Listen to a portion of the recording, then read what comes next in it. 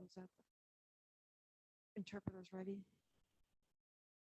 Thumbs up, two thumbs up.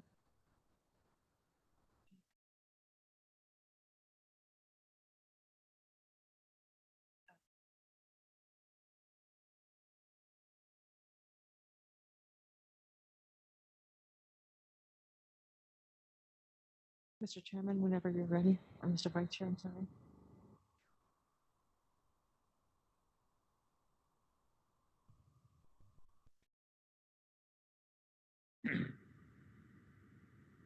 Good afternoon and welcome everyone to the Access Board's April 2025 public meeting. My name is Elber Ariza Silva, Vice Chair of the Board, and hereby call this meeting to order. I am joined by Sachin Pavitran, Executive Director. Today's agenda includes a vote, election of officers, and reports from committee chairs. This is a hybrid meeting, so I will remind everyone online that microphones and cameras should remain off unless you are called on to speak. For members joining us online, please use your hand raising tool when you wish to speak. I now call on David O'Keefe, to call the roll. Mr. David, please. Yes, thank you, Mr. Vice Chair. Elver Ariza Silva. Present. Thank you. Olivia Asuncion. Hi, good afternoon, everyone. Present. Thank you. Michael Brennan, Department of Veterans Affairs. Present. Thank you. Muffy Davis. Present. Thank you. Department of Justice, Armit Dillon. Joy Whalen, Department of Justice, sitting in for Ms. Harmeet Dillon, Assistant Attorney General, proxy to the chair. Thank you, Joy.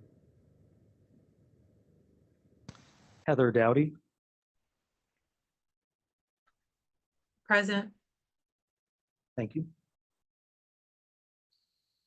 General Services Administration, Stephen Ahikian.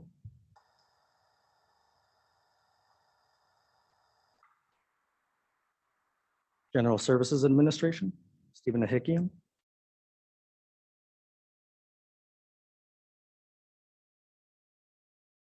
Stephanie Enyart.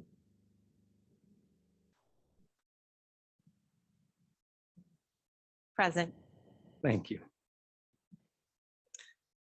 Tina Gannett. Present. Thank you. Amy Hamright. Present. Thank you.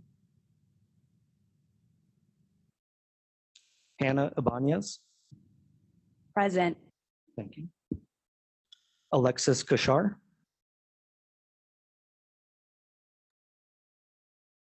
Present. Thank you. United States Postal Service, United States Postal Service, Benjamin Kuo.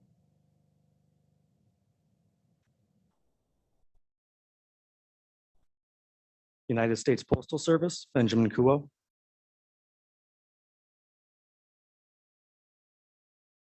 K.R. Liu.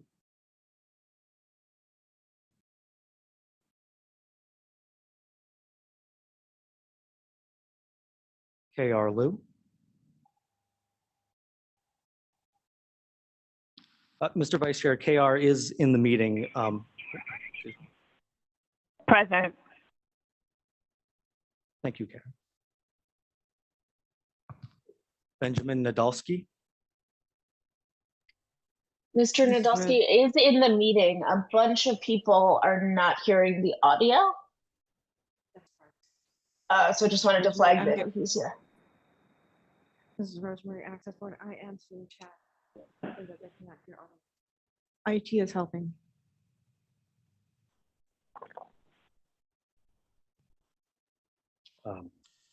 Yeah. Benjamin Nadolski, Ben, are you able to hear us now?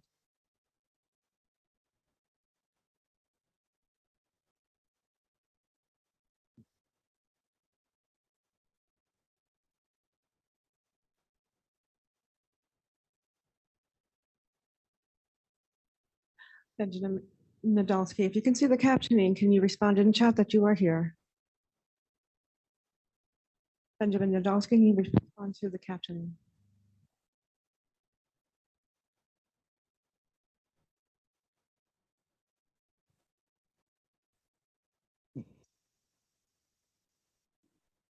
I know, Well, maybe we'll proceed and then we'll check again at the end of the list if Ben has his audio back.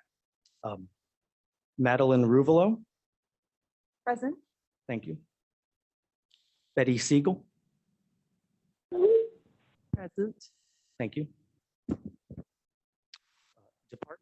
Department of Commerce.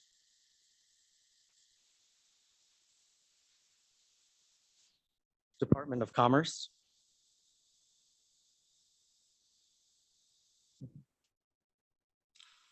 Department of Defense.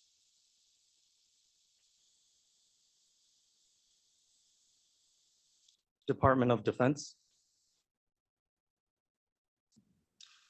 Department of the Interior.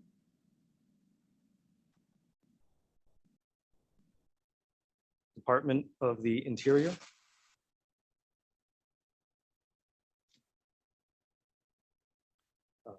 Department of Labor.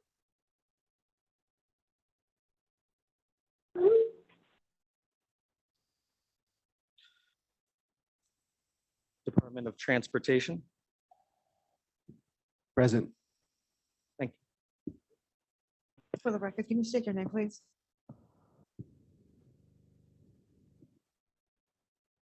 Mr. Whaley, would you please state your name, please? Your name. Hi, my name is Stephen Walling Thank you, sir. from the Department of Transportation, Safety Advisor in the Policy Office. Thank you, sir. Department of Education.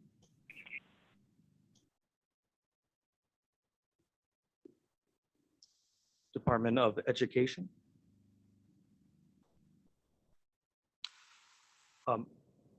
Sloan Farrell from Interior, you are now able to unmute if you would like to recognize for Department of the Interior. Sure, Sloan Farrell for Department of Interior, proxy to the chair, please. Thank you. Sir. Department of Housing and Urban Development. Rex Pace is present. Thank you.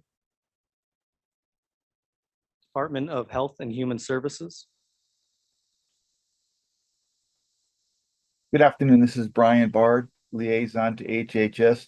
Mary Lazare may not be able to join us, proxy to the chair.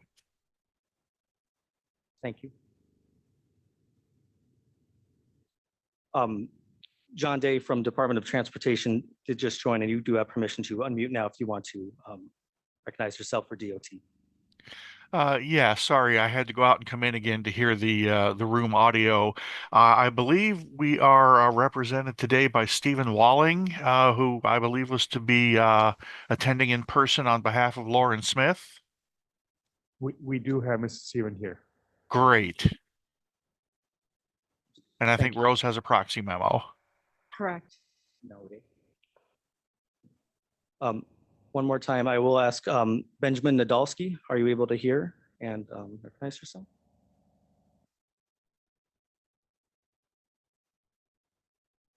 Benjamin Nadolski.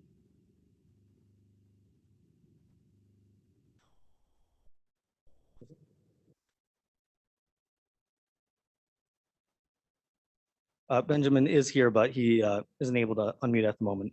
But Mr. Vice Chair, we do have a quorum without Ben and of course with Ben as well. Thank you. Thank you, Mr. David. I just want to note that I have a proxy on behalf of the United States Department of Justice.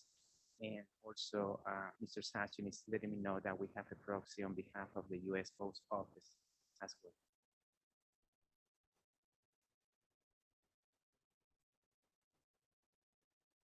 Now, since we have a quorum, we are going to continue with the next item of the agenda, which is the approval of draft October 30, 2024 meeting minutes. You have in your packet a copy of the October 30, 2024 draft meeting minutes. Hopefully, you all have had the chance to review them.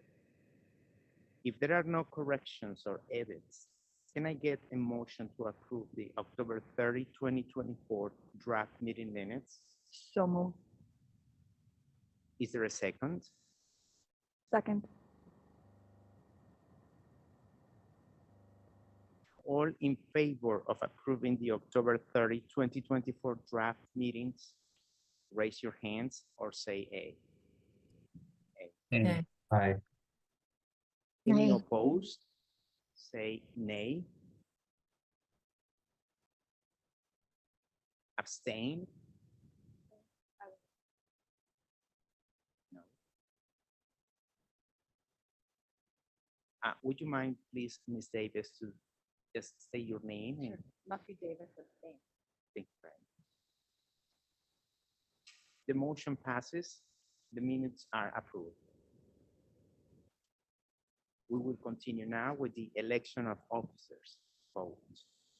And we go, since this is about the election of officers, I am going to go to turn it over to Mr. Christopher Kosinski, General Counsel, to introduce the topic and to conduct the election. Mr. Christopher, please. Good afternoon, Vice Chair, and good afternoon, everyone.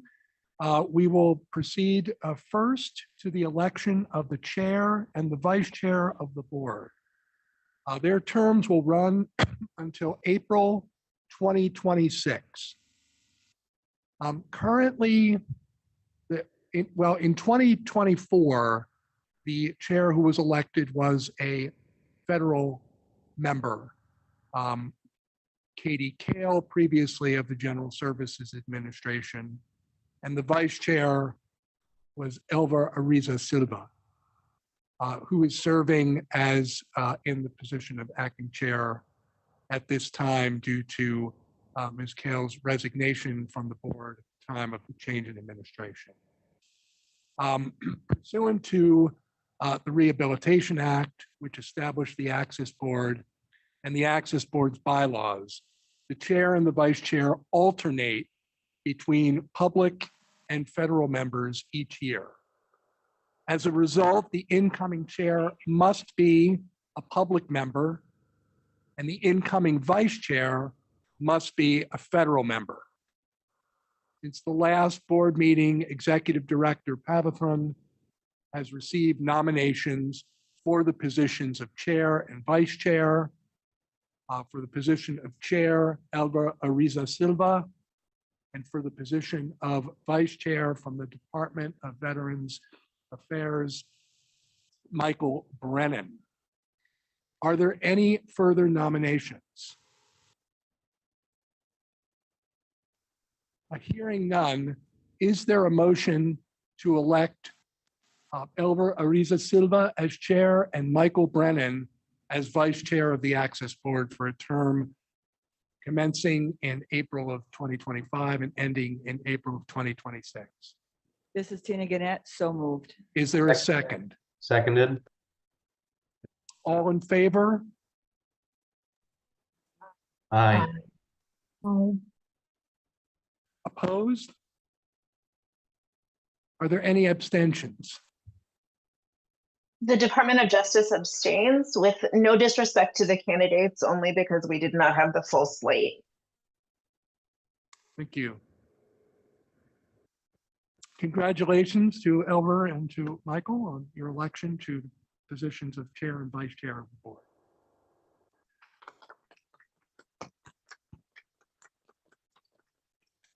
We now proceed to the election of standing committee chairs.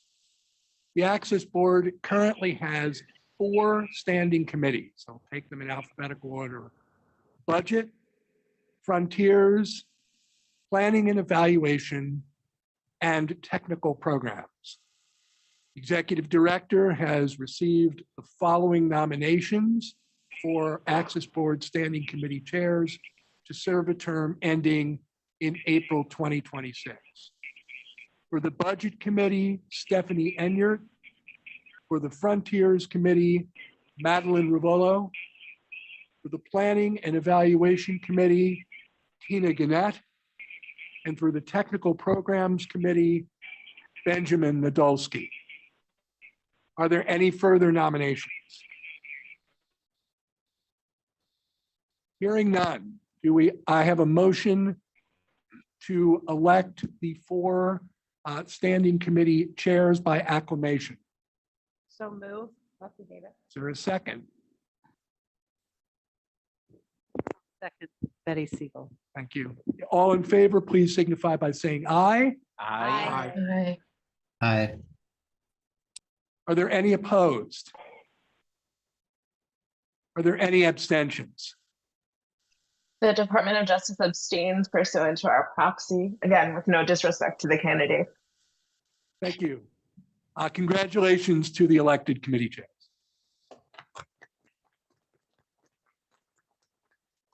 And Mr. Chairman, that concludes the election of officers and committee chairs.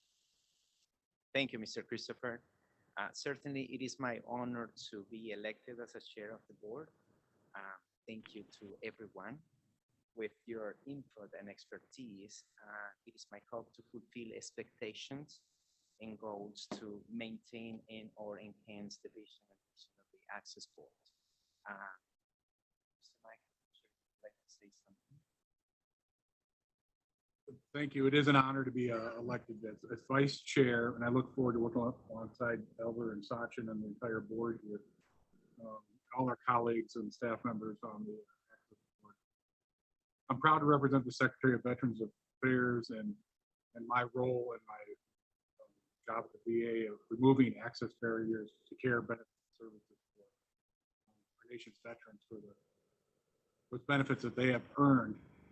And this goes hand in glove with, I think, this role now to be able to do this with the board to ensure that the government is accessible to the millions of Americans with disabilities, including our disabled veterans. I'm truly honored. Thank you. In that move, we are going to continue with our next item, which is the Executive Director's Report. At this time, I will go to Mr. Sachin for the Executive Director's Report.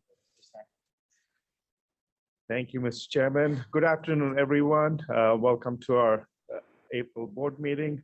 Congratulations, Mr. Chair, and congratulations, Mr. Vice Chair, and everyone else who were elected today. I look forward to working with every one of you. So it's been a while since we all met as a board. Since then, we've had two new board members who have joined. I do want to recognize the two new board members that have joined. And that's Murphy Davis and Betty Siegel, who's in person here in the office. I don't want to put you on spot, Betty or Murphy, if you want to say a couple words. More than welcome to. Thank you, Sachin. Very much appreciate and honored to serve in this position with all of you.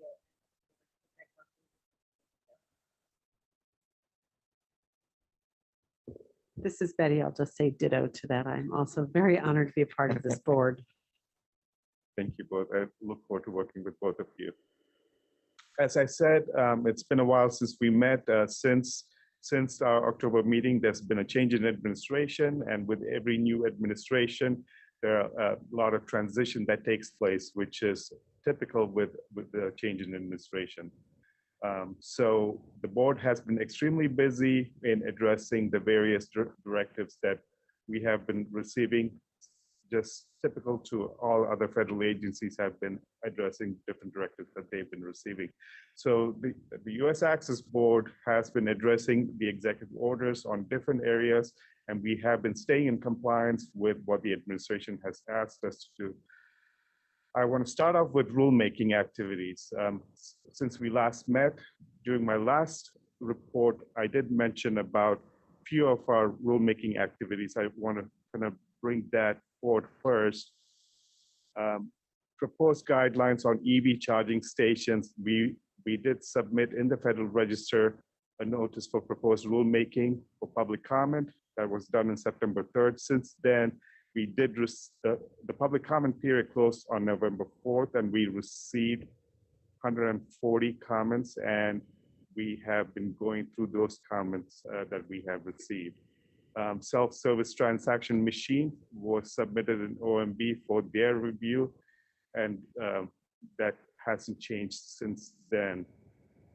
And also the staff has been working on the text for the accessibility of rail vehicles. Since January 20th, some of the executive orders that has come forward. One of the executive order that came forward is Executive Order 14192, unleashing prosperity through deregulation. So President Trump issued this executive order, which calls for any new regulation that is being introduced. Each agency should repeal 10 existing regulation. So for every one new regulation, agencies should repeal 10 existing regulations. So at this moment, Access Board is reviewing our regulations, what we have on file, and we will be submitting in our unified agenda, which the public will be able to view once that has been published. So we have taken a pause in our rulemaking activities to support the administration's wish on the executive order. So you will have more information on our rulemaking activities once the unified agenda is published. I do also want to recognize during December, Department of Transportation did finalize the public right-of-way accessibility guidelines, and I want to recognize the work of Department of Transportation in finalizing the PROAG work, which we worked very close with Department of Transportation in getting to that final stage. So congratulations, Department of Transportation, for getting that finalized. Next, I want to move into our Enforcement of Architecture Barriers Act. Before I get into the activity of our ABA-related activities, I do want to recognize a colleague and friend of ours, Mario Damiani. Many of you know Mario passed away unexpectedly earlier in April, or sorry, late mid-March, and we did hold a memorial in his recognition in April at the agency's headquarters over here in DC. Mario has been a person who is dedicated his life in accessibility and has been the lead compliance specialist here at the Access Board for many years now. So it's a big loss for the agency with Mario's loss, with Mario's passing. So I do want to recognize Mario's time on the board and also the hard work he has done to ensure accessibility is always taken into consideration and removal of accessibility barriers. The ABA work still continues at the Access Board. Tim Cregan, who has been a long-time member of the Access Board staff, is one of the staff leading that effort in compliance under the Office of General Counsel. In the last 2 quarters, Access Board has received 177 complaints. Out of this, 63 complaints were referred to agencies that have direct authority on those complaints, since it did not fall under the ABA guidelines. We resolved 87 complaints, out of which 72% or 63 of those complaints were US Postal Services, 56, let me step back there. 72% was 72% was done with corrective actions, so that's 63 complaints. 56% of those cases were US Postal Services. The remainder of the 7 complaints were one at Federal Correction Services, and 5 of them was Department of Defense facilities, and 1 was a GSA facility. So we have a lot of activities still continuing in ABA-related work. Next, I'm going to have my colleague, Allison Levy, talk about some of the activities that goes on in our technical services. As you all know, technical assistance and training is one of the key activities of the Access Board, which keeps us connected to the community and cities and towns and the industry at large. So Allison Levy is going to give a report of her staff and her team, what they've been working on in the last couple of weeks. I'm sorry, the last couple of quarters. Thank you, Sachin.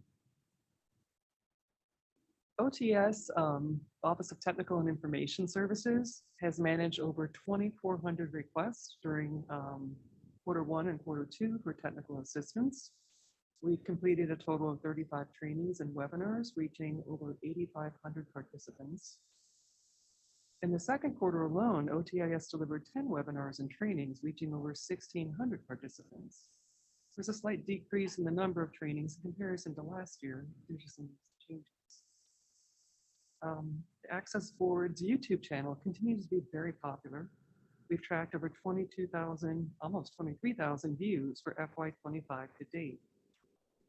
We also have animations on our YouTube channel, and they've received over 7,600 views during Q2 alone, which is on par with the same quarter of last year.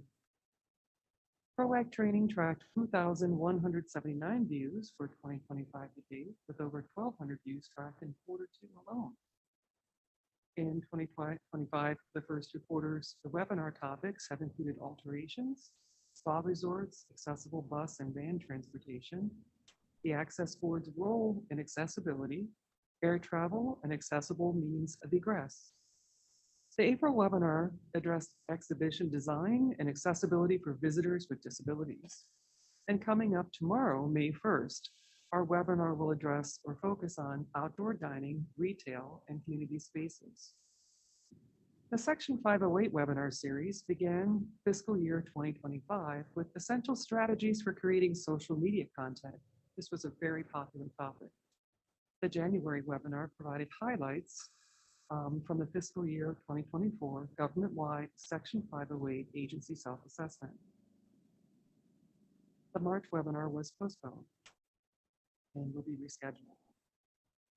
We have more to come with Section 508 webinar topic on May 27th, where we're partnering with the National Park Service in delivering information about their free, accessible media player, which was free and open to everyone to use. We're excited about that partnership.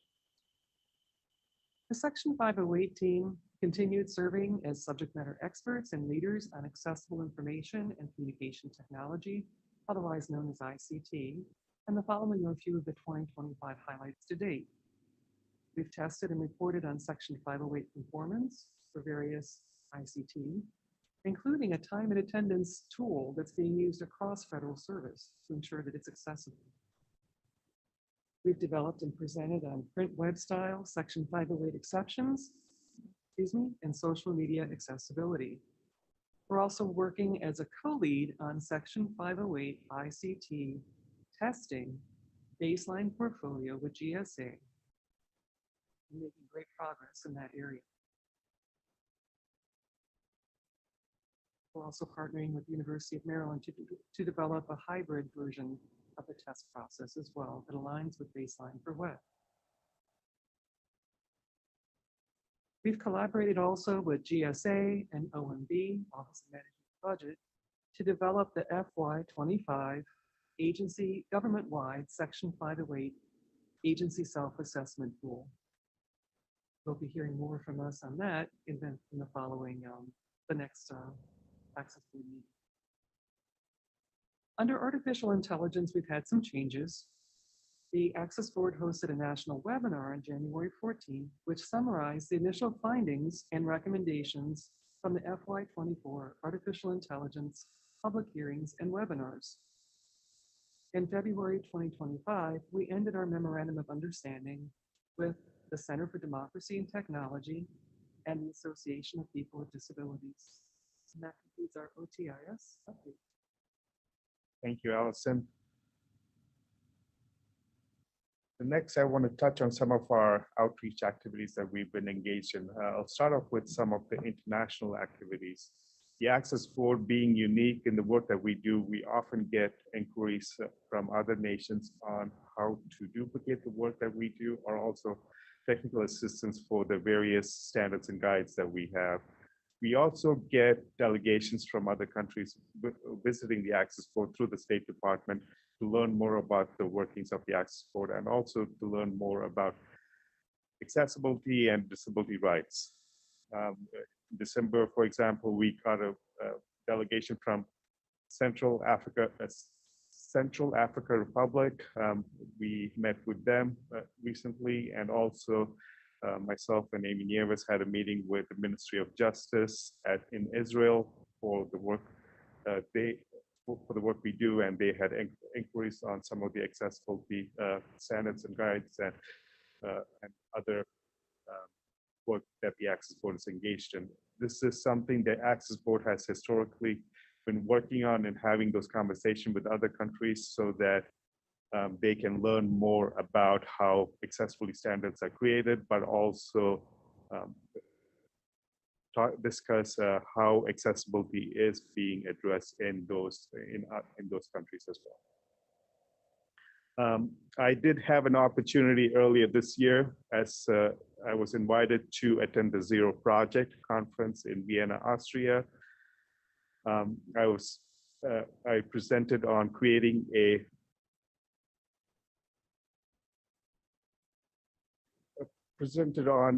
topic of creating a civil service that was inclusive of people with disabilities and what the best practices in the US, but also talking about accessibility standards, how that is used to address accessibility issues within the federal government. So I was honored to have that conversation in that space. We also had an opportunity earlier in April where myself and our public affairs specialist, Amy Nieves, was invited to attend the Global Disability Summit, which was organized by Germany and the Kingdom of Jordan. During this meeting, I had the opportunity to speak on the accessibility of digital accessibility and the various barriers that still exist in the digital access across the globe. During that meeting, we had opportunities to meet with various nations. There was a fairly large attendance, a couple of thousand individuals attending with many nations in attendance during the summit. We did meet with representatives from Germany and other countries. It was interesting for Access Board to learn about the work that's being done to address accessibility in the spirit in all these countries, but also for us to share the successes that we have had in the US in addressing accessibility, but also the barriers that still exist in the US in making sure accessibility is being addressed. Now I want to touch a little bit on some of the social media outreach that we've been engaged in. Access Board has our LinkedIn, Facebook, and we also do our YouTube channel. So we are very active in all those platforms. We have had increase in our membership in our followers in our LinkedIn and Facebook, but we also have been getting a lot of viewers in our YouTube channel as well with the different archives that we have on our YouTube channel. We also have our news delivery system through our Gov delivery system, which has significantly increased over the last year or so. I do encourage for those who want to receive current information of what activities Access Board is engaged in, please do go to our website, access-board.gov, and sign up for news releases so that you are informed of what activities and trainings that Access Board has coming up. We have our next board meeting. You will hear more about this later, but it's in New Orleans. I do want to mention something about some of our out-of-town activities. When the Access Board plan out-of-town activities, the team at the Access Board do visit these cities in advance. And with our upcoming out-of-town activity in New Orleans, Access Board has already been heavily involved in conversation with the city of New Orleans in addressing accessibility barriers that New Orleans still has. We've had trainings and several meetings with the city of New Orleans on how we can be more useful to them so that those accessibility barriers can be addressed and also be available for them as technical assistance so that they have the understanding of what those different standards and guides say, but also help them really build this collaboration within the cities, because sometimes the cities really don't have the best solution because they do not know where to find the answers that they need. So we've been having those conversations even before we had our out-of-town meeting, and I hope our conversation will continue to go on after our out-of-town meeting. The same communication still continues with our friends that we met in Los Angeles due to our out-of-town meeting last year in LA. So these out-of-town meetings that the Access Board is engaged in really has a good result, not just leading up to the event, but also after the meeting occurs. One last activity I want to talk about that the Access Board has been involved in is our work with the tribal nations. The Access Board has been heavily involved with the Department of Health and Human Services Title VI program, making sure that elders in the tribal nations have access to accessible areas. We've been, Deborah Martin on our team and Amy Nieves have been engaged in the conversation with the Title VI programs on how best to provide technical assistance, specifically focusing on ceremonial spaces. We've been engaged in conferences and other TA-related activities so that elders in these tribal nations can have better access to participate in the community. With that, Mr. Chair, I do want to say, I appreciate the hard work of our team here at the Access Board. There's a lot going on in the background that might not be visible to the audience at large, but the work that we do does make a large difference, not just here within our country, but it's also well respected globally. And it was very fruitful for us to hear when we travel to the other countries how our work is appreciated by other nations. So with that, I'll turn it over to you. Thank you. Thank you both for that complete report. And yes, I certainly believe that the work of the USB, that it is visible, it is very, very well appreciated, but also we appreciate the work that we don't see and it is behind. So thanks to you all, the staff, for making this more appreciated. Thank you very much. We continue now with the standing committee reports. Let's begin with the technical programs. Benjamin Nadowski is the chair and Josh Shore, staff liaison. This is Ben. Thanks, Elver. Mr. Chair, at Tuesday's meeting on the Technical Programs Committee, the board heard a presentation on the role of Office of Technical and Information Services, OTIS, within the Access Board from staff. Allison Levy presented a basic overview of the history of the Access Board and the methods of providing information to the public and composition of the OTIS department. Deborah Martins then presented detailed information about which resources are available for either technical assistance or trainings and reported on the total number of trainings and participants for Q1 and Q2 of fiscal year 2025.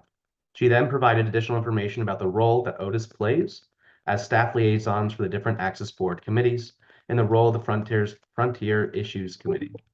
Josh Shore continued the presentation with information about the Technical Programs Committee and Committee on Design Guidance. He then provided a report on the number of technical assistance requests for Q1 and Q2 of fiscal year 2025. The rest of the presentation went into further details about the types of questions that the Access Board can answer and which are not within the Access Board's purview with examples. The presentation ended with time for questions from board members for any further clarification by the United States Access Board OTIS staff. If there are no further questions, Mr. Chair, that concludes my report. I don't think so that there are questions, Mr. Benjamin. Thank you so very much. We continue now with the Planning and Evaluation Committee. Tina Gannett, Chair. Amy Nieves, Staff Liaison.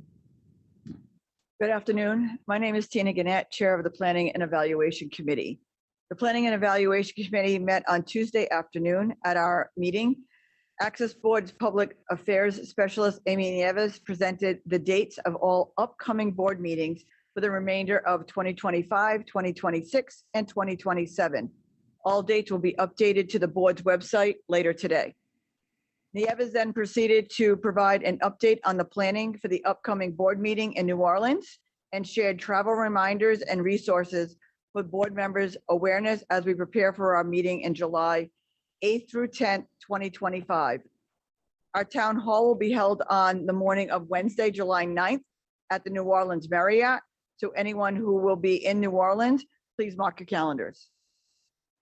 I, as the chair of the committee, further provided an update for the initial planning for our 2026 out-of-town meeting that will be held in Providence, Rhode Island. A pre-meeting site visit will take place in September 2025. I am very excited about our Rhode Island meeting since it is my home state and my heart belongs to Rhode Island. You can do my entire state in an hour and a half, but it's well worth it. So I look forward to having you all come down to Rhode Island in 2026. Lastly, Nieves provided a proposal for the board's consideration for the 2027 out-of-town board meeting where Oklahoma City, Oklahoma, and Nashville, Tennessee were presented as possible locations based on both cities' significant connections to the board's current priorities and the opportunity to learn more about the state of accessibility and the central region of the United States. Both cities feature accessibility innovations, noted challenges, and alignment with our ongoing agency efforts and our current accessibility rulemaking and standards. The committee voted to accept the proposal of Nashville, Tennessee for our 2027 out-of-town visit. Therefore, Mr. Chairman, expressing the will of the committee, I move that the board's 2027 out-of-town meeting be held in Nashville, Tennessee, April 13th through 15th, 2027. I second. We have a motion to hold the board's 2027 out-of-town meeting in Nashville, Tennessee, April 13, 15, 2027. Is there a second? Okay, Seconded. well, all in favor say aye. Aye. Aye. All opposed say nay. No. Right. Any abstentions? With no disrespect to the committee, the Department of Justice abstains pursuant to our proxy. Noted. The motion carries. Thank you, Mr. Chairman. The Access Board's 2027 out-of-town meeting will be held in Nashville, Tennessee, April 13th through 15th. If there are no other questions, that concludes my report. Thank you very much for the Planning and Evaluation Committee's report. Now we continue with the budget's report. Stephanie, I should to say this in the beginning. Apologies if I mispronounce your last names or names. Stephanie Enyart, did I say that right? Yes, it's Thank Stephanie you. Enyart. Thank you. And India Thomas and Staffy Eson. Please proceed. All right, this is Stephanie speaking. In terms of the budget for fiscal year 2024, the Access Board spent approximately 87% of its full year budget of $9,955,000. Of this spending, $5.3 million was on personnel and $3.3 million was on operating. Operating includes all expenses like administrative and IT support services contracts, space management, staff and board travel. Overall, spending was within the budgeted amount. In terms of the fiscal year 2025, we're currently operating on a third continuing resolution that runs through September 30th of this year.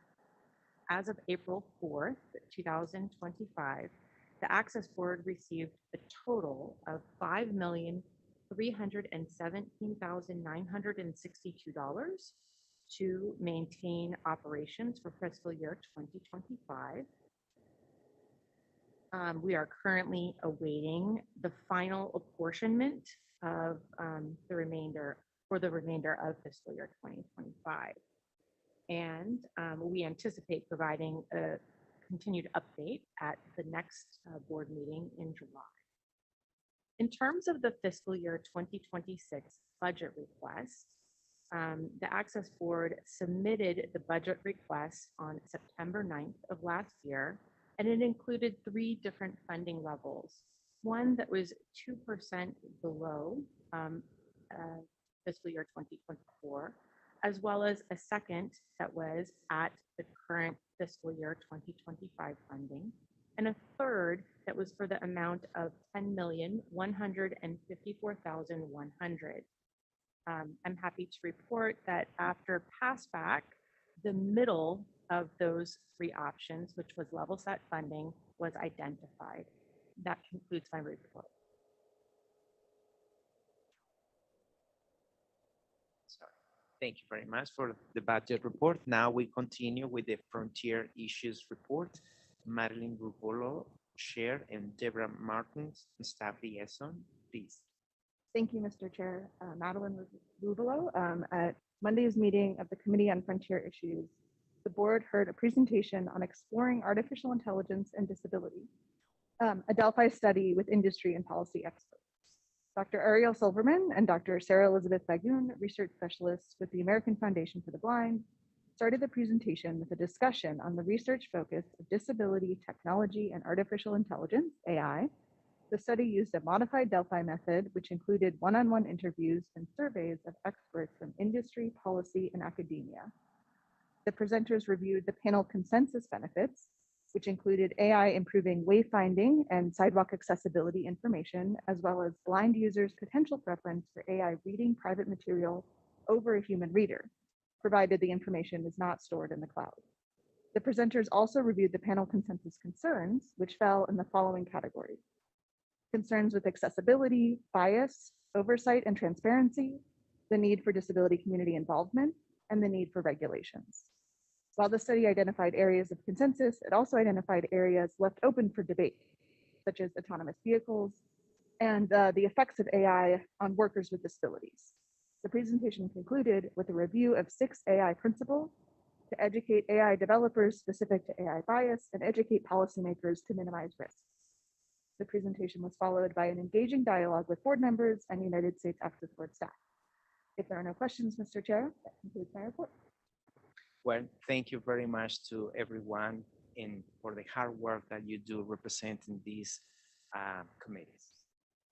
The next item in our agenda is the Election Assistance Commission, EAC. And if you please allow me, I'm going to read this report.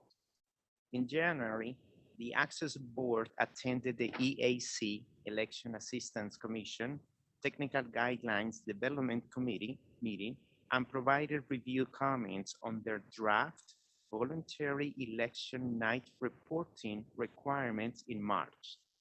The board thanks Hannah Ibanez and Benjamin Nadowski for their service as the board's previous EAC representatives. Stephanie Injort and myself were appointed to the U.S. Election Assistance Commission Board of Advisors, and we will be attending the EAC Board of Advisors annual meeting in Washington, D.C. on May 5th and 6th, 2025. If no comments or questions about that, I will move with the next item of the agenda, which is the design guidance. Olivia Asuncion, Chair, Josh Shore, Staff Liaison, please. Good afternoon, everyone. I'm going to defer this to Josh for some words.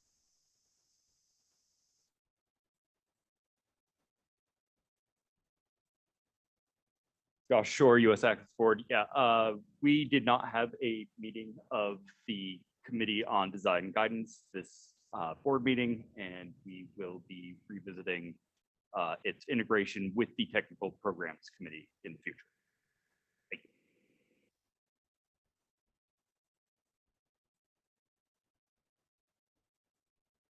Thank you. Thank you for that information and update. Very appreciated. And now we go with the federal agency updates. I open the floor to our federal partners for any news or updates they would like to share. For those remoting in, please use your hand raising tool. Those around the table, please raise your hands.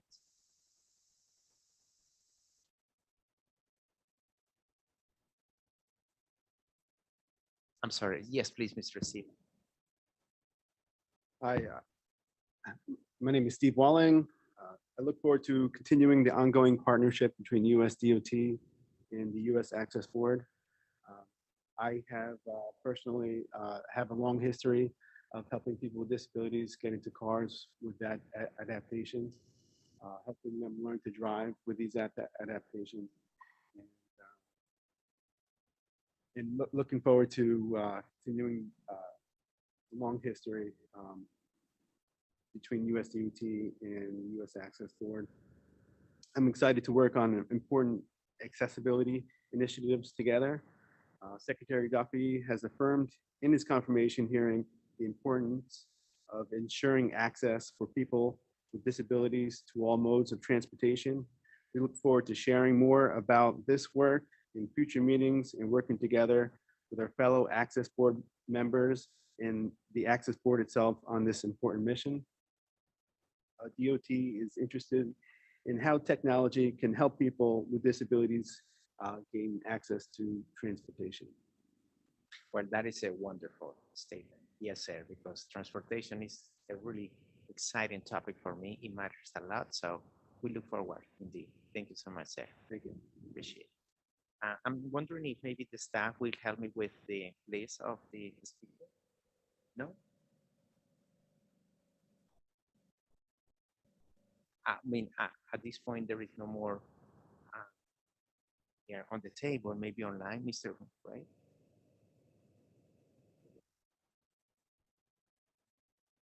Thank you, Mr. Chair. As always, it's great to be here in our ongoing relationship with the Access Board. I did want to note that some people have had trouble accessing our Fair Housing First website. That's a temporary situation. It's not a reflection. The program continues on, it continues answering questions, going forward full steam. The agency just redid our website, so we have some technical problems, and that should be resolved. People can still use our phone number and email to get their questions answered. Thank you, Mr. Wright. Appreciate it. I'm not sure if maybe online any of our federal agency partners. Federal members or liaisons online on Zoom that wish to provide updates to the board. Please raise your hand.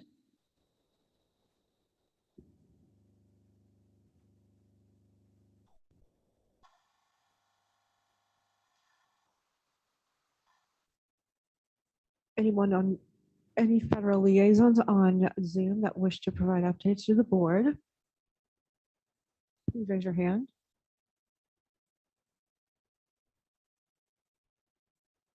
Mr. Chairman, I see no hands. Thank you, Ms. Rosemary. I think that at this point, we appreciate your comments, gentlemen, and we move on then with new business. I'm wondering if there is any, or there are any items that any member of the board would like to raise or to share with us. This is maybe will be the moment.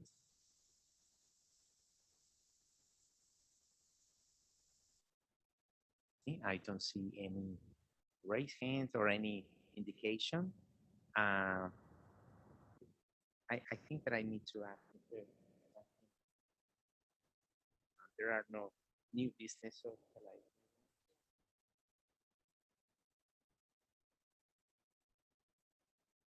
well, as your board chair, I would like to thank everyone from the board members to Access Board staff for making this meeting really productive, informative, and so wonderful.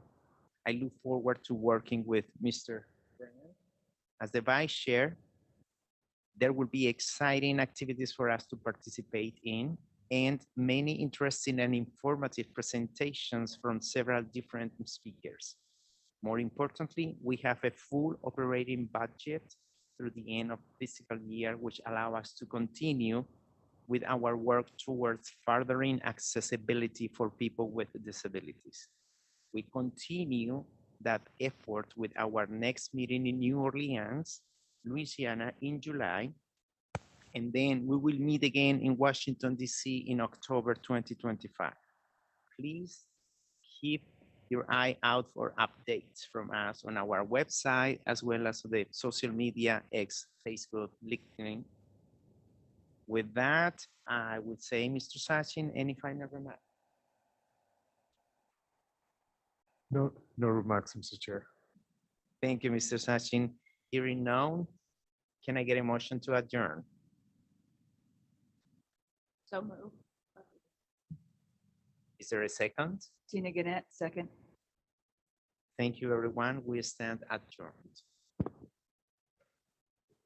And this is Rosemary Access Board, where I thank Paul Williams, Sarah Theon, Jackie Lightfoot, and Mandy Bracken, our interpreters for the day, and Mr. Anthony Trujillo, captioner, for a job well done. Thank you so much. Access Board out.